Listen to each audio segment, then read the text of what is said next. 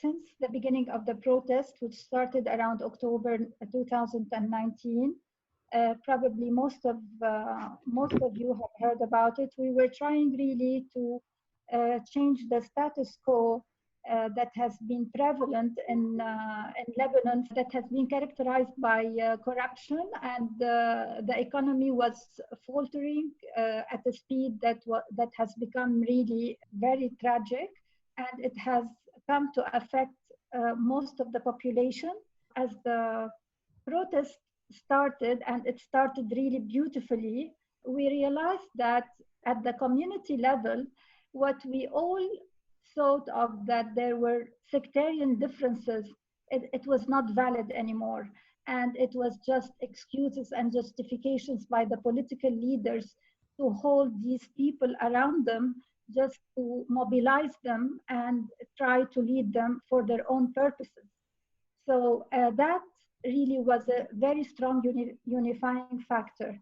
All along with the faltering economy, the hunger issues became very tragic.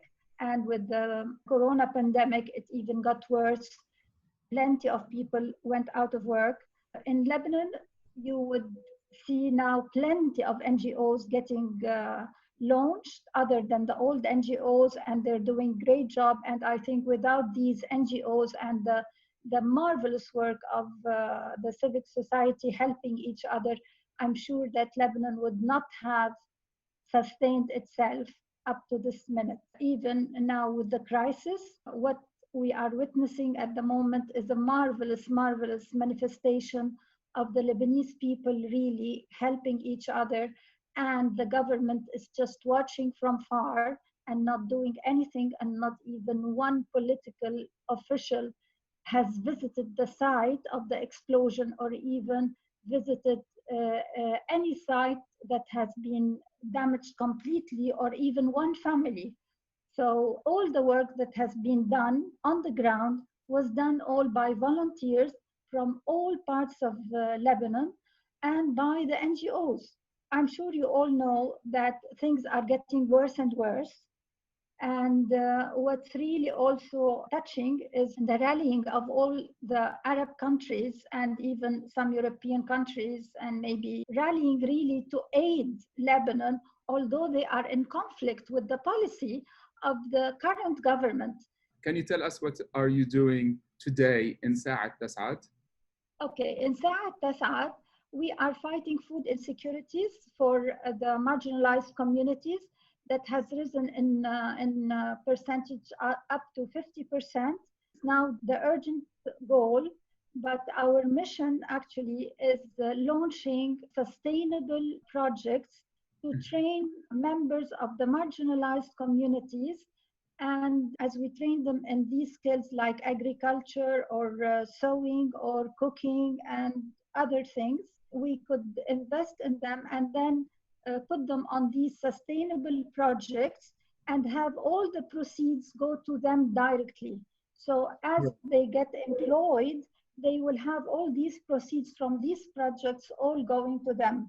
For example, at the moment, we are working on promoting the sustainable solid waste management at the community level to produce compost for agriculture. Because later on, as we produce the compost, it will be easy for us when we do the agricultural projects and we go into the agro farming.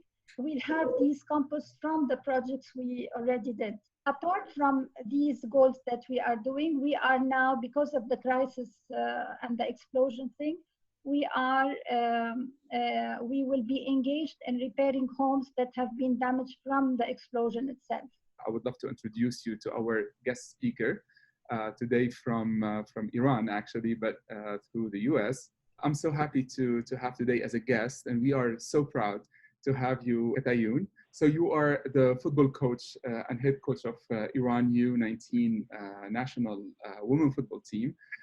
2005, you were 17 years old only when you left the US to go back to your home country Iran, and you became a professional football player, or how we call it here in America, soccer player, and then member of the Iran national team. You've been nominated by the Asia Football Confederation, AFC, to participate in a project called Project Future, a coaching program for soccer player under 30.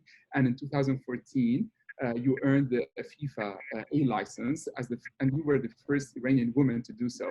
We are so proud of you. We are so happy that you are joining us, Kat. Can I just start by asking you, what does it mean to be an Iranian soccer player?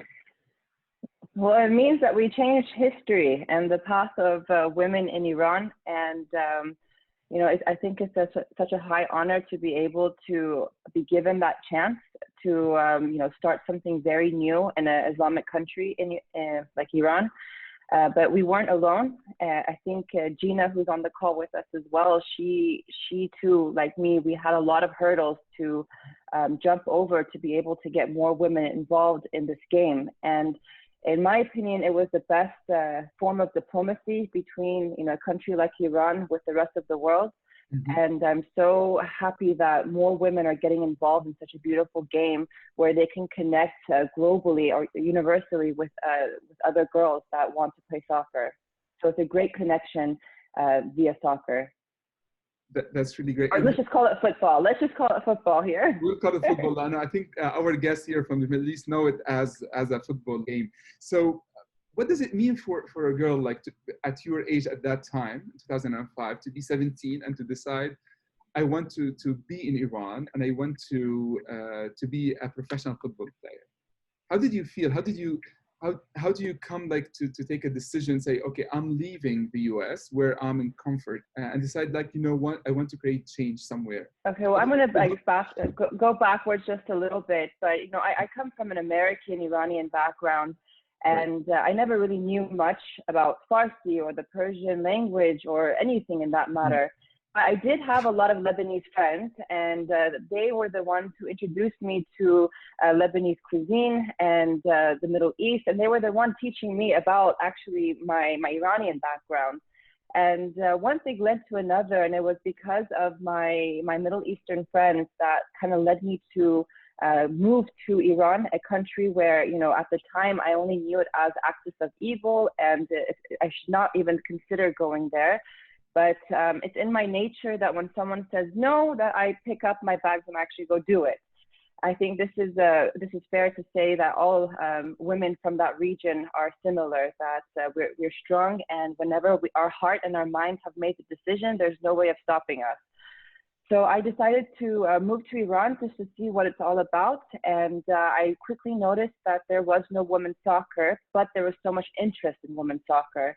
And I decided to, you know, put away my scholarships for college, my education in the U.S., my comfy life in the U.S. to move to a country where it didn't have any infrastructure or platform for women in the sports, you know, in the sports on the sports platform. So when you arrived there, what was your first impression of football among Iranian women? That they love Iranian men teams. They are huge supporters of, you know, the two top rivalry teams. They know everything, all the players, their ages, from La Liga to from what's it called, the English Premier League. They knew absolutely everything. I was like, I have to educate myself now. And you know, we only had indoor women's soccer, which is you know, five-a-side soccer. You know, they want to play on grass, they want to play football, but they didn't have the permission, and they didn't have a coach, and they didn't have the players for it. But within about a month of me staying there, I got a lot of attention, because when I was playing futsal, I was tackling people, I was, you know, crossing the balls, and like, they're like, we've never seen players like this in Iran. And the federation reached out to me and asked if I would be willing to stay in Iran to help them kickstart the women's national team. So we always associate female soccer or football in Iran with the veil, and we saw it actually in the this is the team of Iran. And I think among you will never guess which one is me, I hope. no, at all. So how does it feel like to play football in a chador or a hijab? So I imagine I'm coming from the U.S. where I'm wearing shorts and short sleeve shirts, and obviously nothing on my head except my hair tie. And then all of a sudden I had to wear bigger clothes. Everything was a XXX large, plastic garments that don't have any form fitting. But that's besides the point. It's the fact that it's made out of polyester plastic, and you're sweating. You're not able to move as freely, and your ears are getting hot, and then you're sweating. So it's just it was a very different way psychologically to be able to push through and play with hijab, because yes, I knew it was the law. I knew it was the only way to play women's soccer, but we had, we were okay with it because this was the only way for us to be able to set foot on the field to play. But it was very tough, and we did have a lot of people talking to us about it psychologically, as far as if it gets really hot, what we have to do, the forms of meditation. And the Iranian women were able to overcome it, and quickly we became top 8 in Asia. I admire you for what you've done, because actually in a lot of times, and I see here mainly in the West, where they see we need to liberate women through asking them to remove their chador. And I know that there's a lot of people, not only in Iran, but back home in the Middle East, where liberation women goes through removing the chador. You decided to lead the way differently, saying, okay, I will still wear hijab, I will do a tough work and suffer while playing this, and I will lead Iranian women differently to the top. And you've done it. Can you tell us more about this program where you were part of the Project Future? You were like first Iranian coach to have the A license. Well, the picture that you're seeing is actually my nomination for Best Coach of Asia. But prior to that, my coaching degree started in 2010, and it wasn't just me from the Middle East. We had Gina, we had women from Lebanon, from Jordan, from all over the Central Asia and Middle East, and we were the ones breaking barriers, breaking new ground to say that yes, we're from these regions. Yes, we just started women's soccer, but we're here to compete with the best in the world.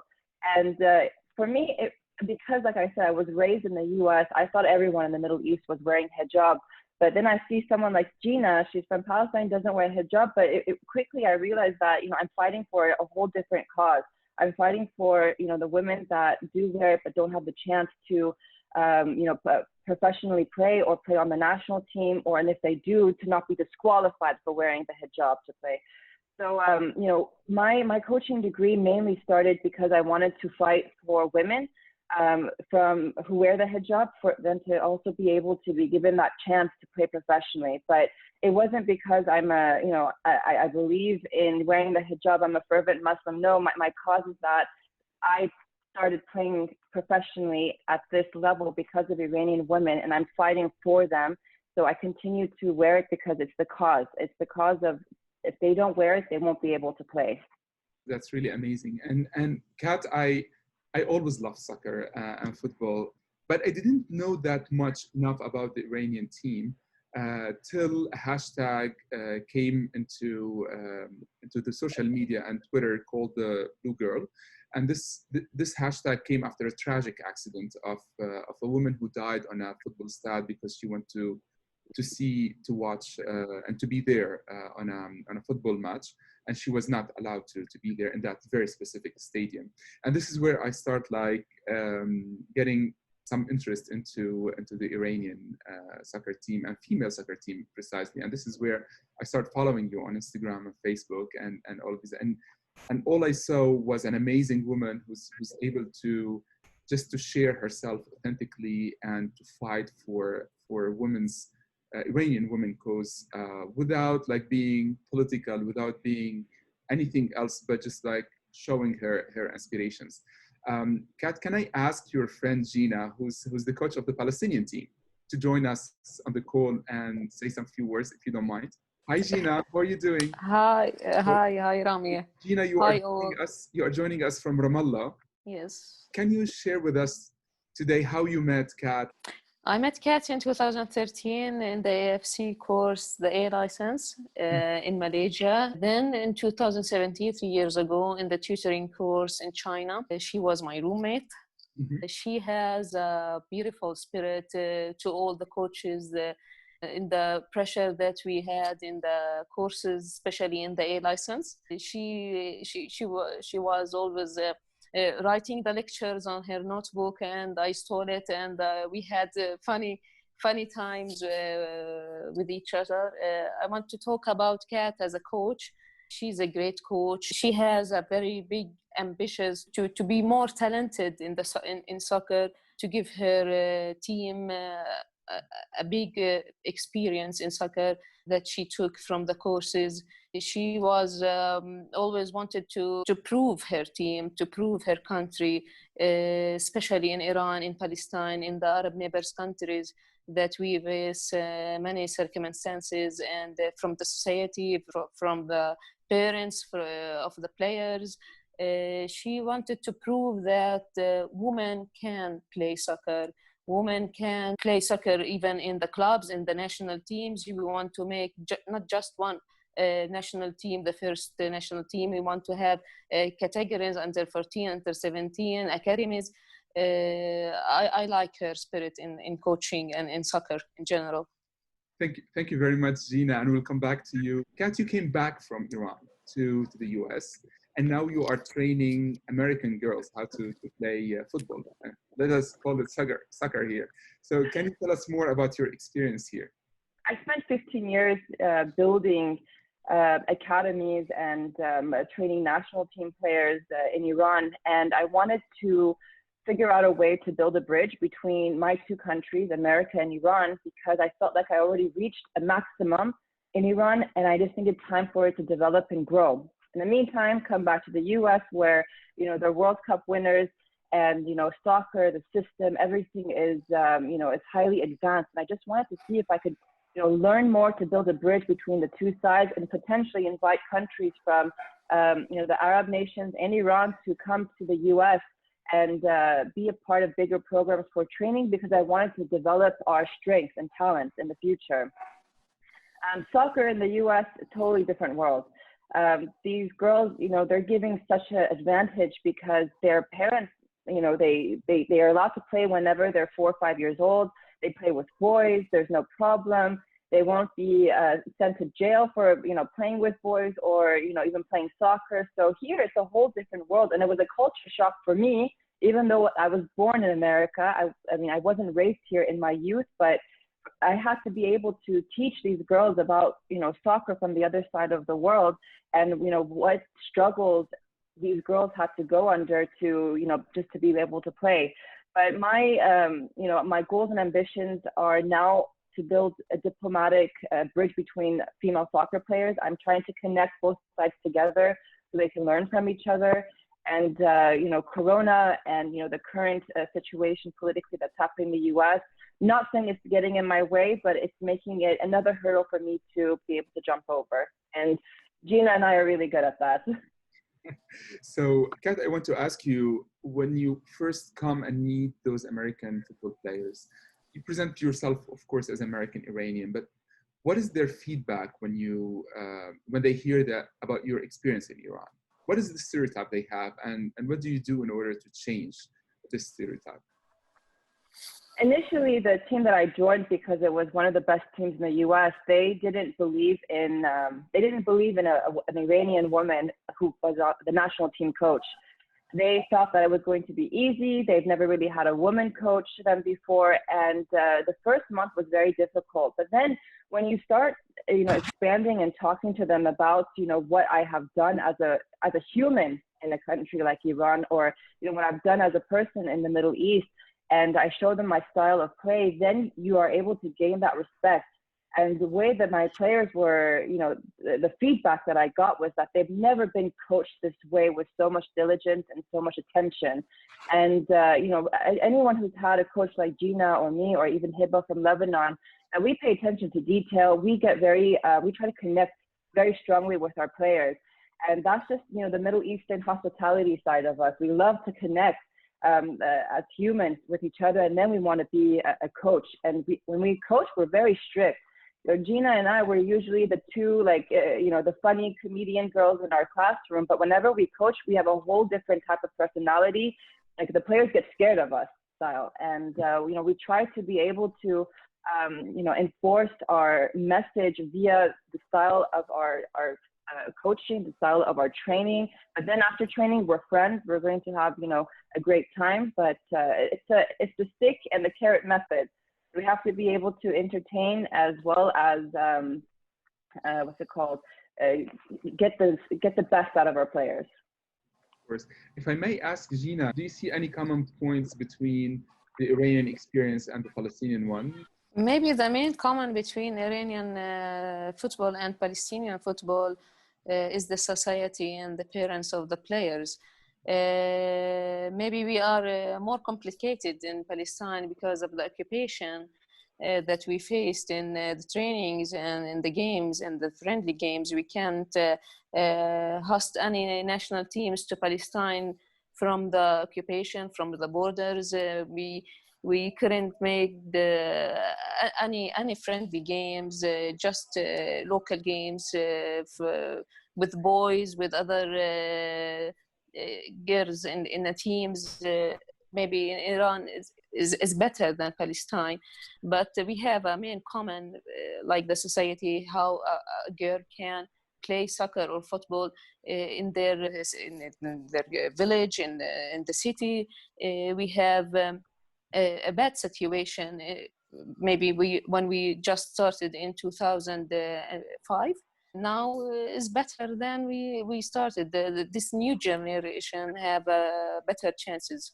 Kat, do you feel the same thing in Iran? Like, do you feel that there's a new generation, or do you think that you were able or you succeeded in putting the women's football team on the map of the world, but also on the map of the sports in Iran itself? Yes, I mean, Gina and I, we both spoke about this in the past, that we had to convince parents, we had to beg parents, we had to talk with, government officials about how they, should support us for this. But initially, our first argument was with parents, because they didn't want their daughter to come play soccer. What is it? Why do I need to send my daughter into a different place when she should study and, educate herself and eventually be a wife?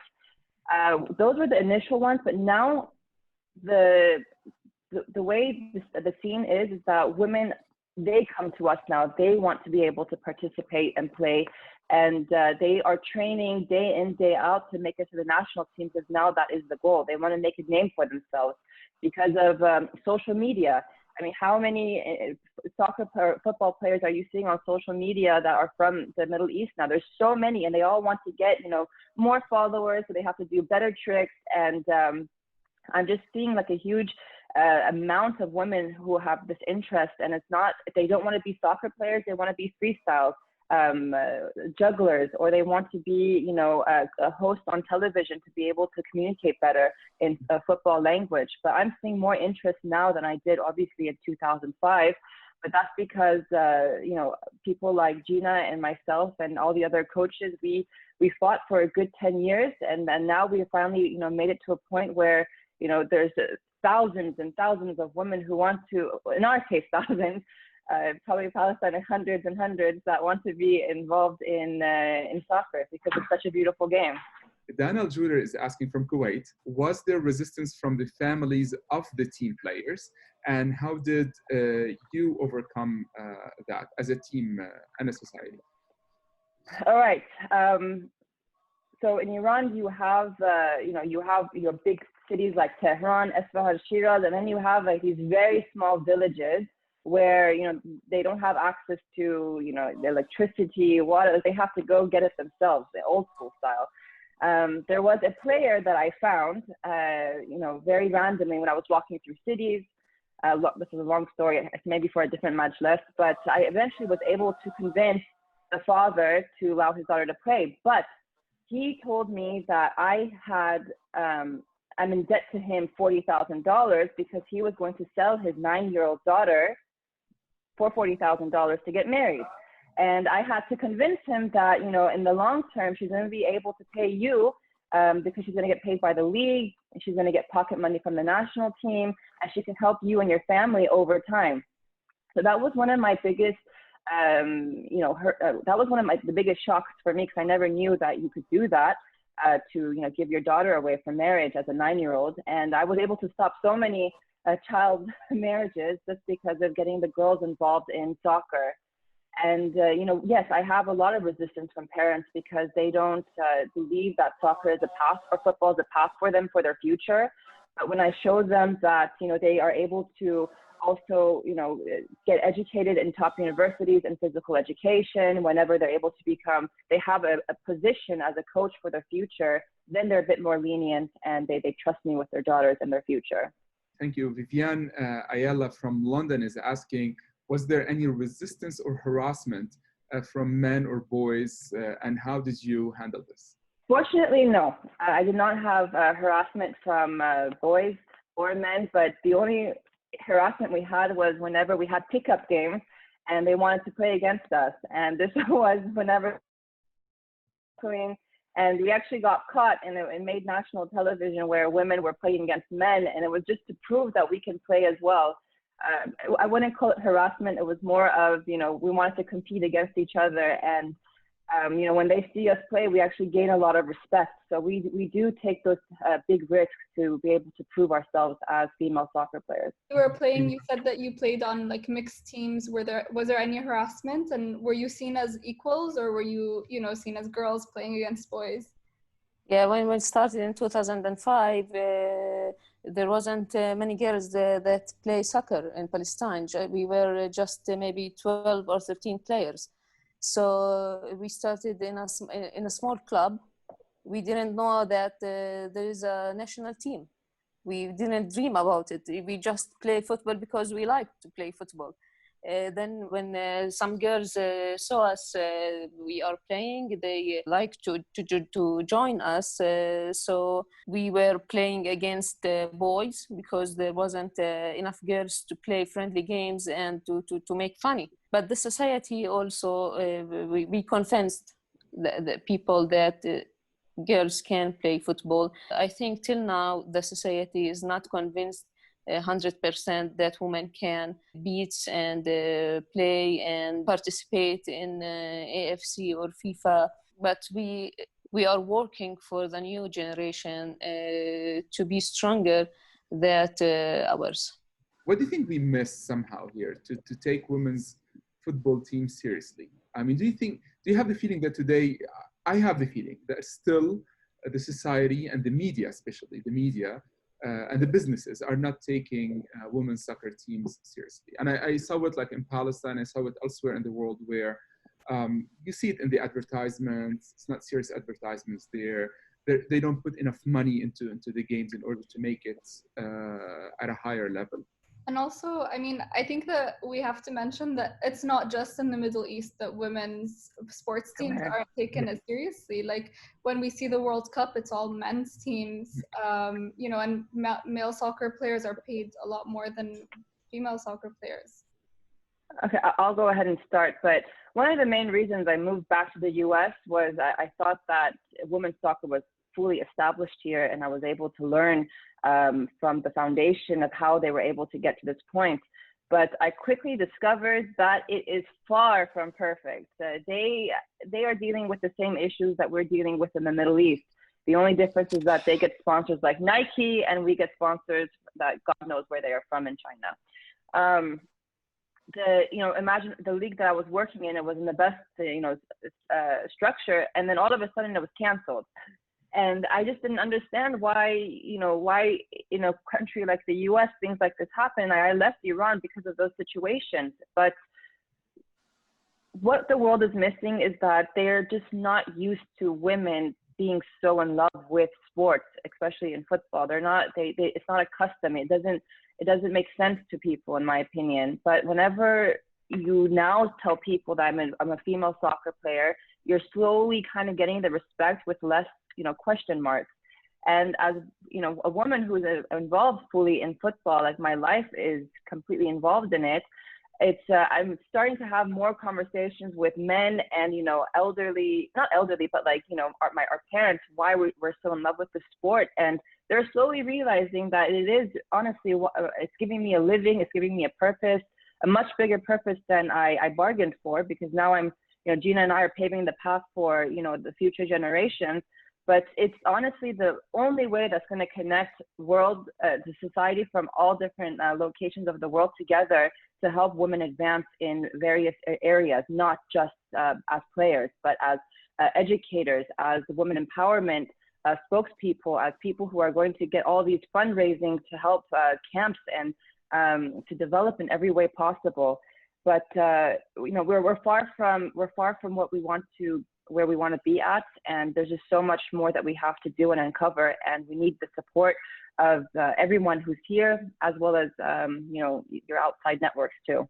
I should mention that I've witnessed several football games in Ramallah, actually in Ram Stadium, where Gina was playing and Claudie, and there was like way less violence on the stade than when male play, right, Gina? Yes, maybe something went wrong with the women's football till now, because there are no sponsors for the women teams. There are no media spot on the women's national teams. When we made the friendly games or in the Palestinian leagues, people came to the stade because there is no tickets, maybe. If there are tickets, they will not pay for a ticket to watch a girl play football, maybe.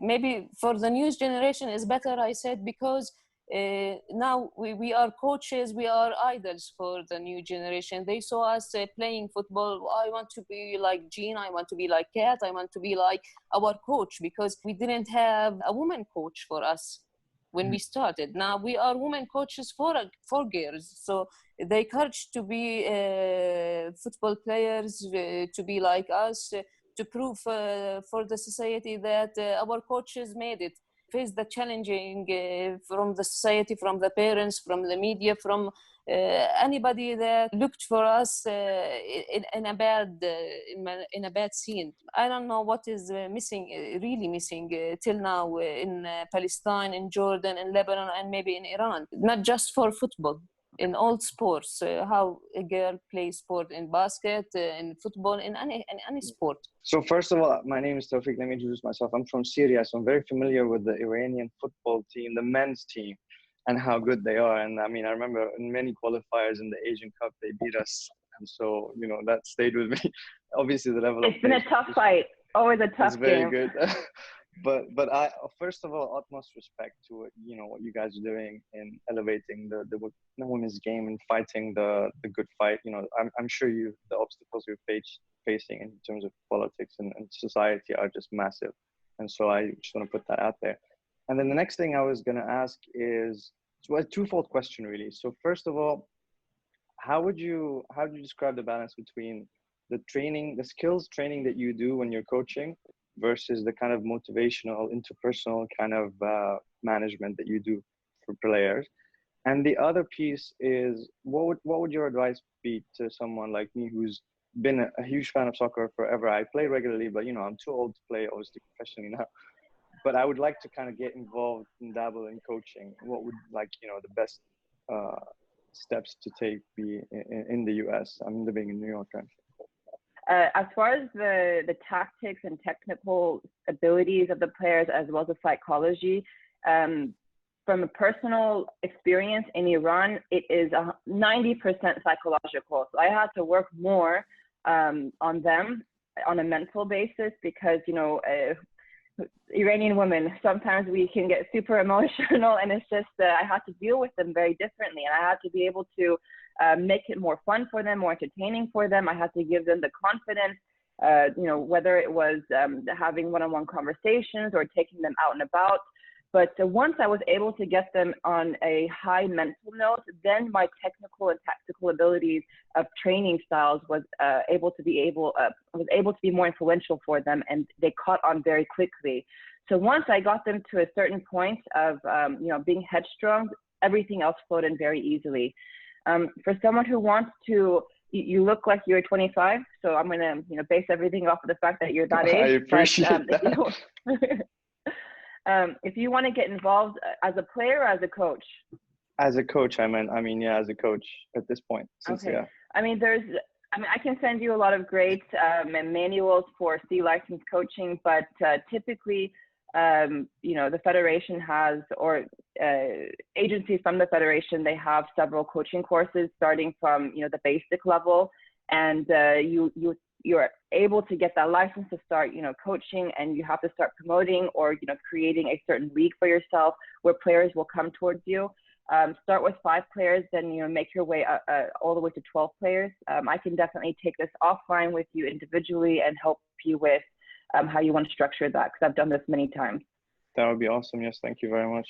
Kat, how was your family? How did your family react when you first time told them that I want to play soccer? Well, it wasn't a choice. My father was a professional athlete, and he quickly saw my talents as an athlete as well. And in the U.S. at the time, women's soccer was on the rise, and he quickly introduced me into my first team, and I never let go of it since. But it helps to coming from a athletic family. He was a professional swimmer and obviously loved soccer, and there was nothing more that he wanted from me than to live a very healthy life, not just the typical Middle Eastern parent where it's just education, education, education. But as far as the family support, it was great, competitive spirit all the time, who can do the most amount of sit-ups, the push-ups, how many miles you can run for. But it was great. There was one point that I wanted to talk about where you guys asked regarding the support of men or if we were harassed. I remember there was a guy in Iran who told me initially that the only reason that women's national team started was because FIFA set a rule that if a man's national team exists, a women's national team also has to exist. And he said, don't worry, you're not going to don't waste your time here, go back to the US. That was the first form of, a heartbreak that I had to deal with, because, I was a 17-year-old girl with dreams, and this guy was like, you're only here because, you have to be here, not because we want you to be here. And that same gentleman actually traveled with us to our very first tournament after 2 months of forming the national team. And you could see him, sitting in the stadium, hiding in the corner, with a newspaper so no one sees that he's Iranian. Because here we are, with our hijab and our big outfits, going to play our first game. Our first game, we ended up winning like 12-0. And slowly, he felt more confident to say he's Iranian and supporting us. But that was the first time where, I really felt that we were able to prove something to this gentleman. And because of that step, and I told my teammates as well, this guy said this, let's prove him wrong. And, it went forward from there. What is your opinion about FIFA 500K Corona Relief Fund for women's football? It's a good budget if it stays in the hands of women, and it's being used wisely for women, not like what it's usually done, because the scheme usually is that budget is set aside for women, but it's used for the men's league. This is something that they speak about very openly, but with the people who are right now involved at the federation, they are seeing advancements in women's futsal and football, and fingers crossed the entire budget will stay for our leagues to continue, for the national team to start camp, because it's been several months that no camp has been started. So it's a good budget for now, but I think eventually we're going to need more to be able to establish again post-COVID. We don't have the luxury of the time just like to advocate for women's rights and women's sports, and for that I think it's time really to hold every announcer accountable when he sponsors a male team, how much funds he put to sponsor a female sport. And this is really important, and I really encourage everyone to think of that we need really to force those people to put money there. And I love personally the hashtag Blue Girl, because I think it forces us really to think that half of the society till now do not have access to the stadiums, either because of violence, either because of like parents and restrictions and conservatism, but also because we don't create a safe space for them either to play or to come and participate. And in that sense, I love what you are doing. It's super inspirational. Thank you very much, Kat. Thank you, Gina. Hala, I know that you are working hard in Lebanon. You are also an example of women who's trying to help our society, exactly like Gina and Kat. Can you just tell us what Kat inspired you during this talk? Along her speech, she inspired me to challenge whatever any restriction stands in your way to reach your goal. So whatever it is, whether it's your society, whether it's whatever it is, so you really have to focus and have the right mindset and go for it. No matter what, you have to work for it. So you cannot really wait till, let's say, the society allows you to do it, or somebody else does it. You have to fight for it. I like to close the Majlis by asking one question. What do you want people to take away from this conversation? That, we're all in this fight together. It seems like all of us are coming from Central Asia or Middle East, and it's up to us to make our society better. You cannot, like Hala said, you cannot wait idly on the side to, hopefully the governments will take charge of it. It's up to us. We have, certain beliefs for the betterment of our people, of the women of our country, and we have to do our best to make, life easier for, the generations to come. I pray for all of us, for our safety, for, love you, Kat. for everything that we're going to do.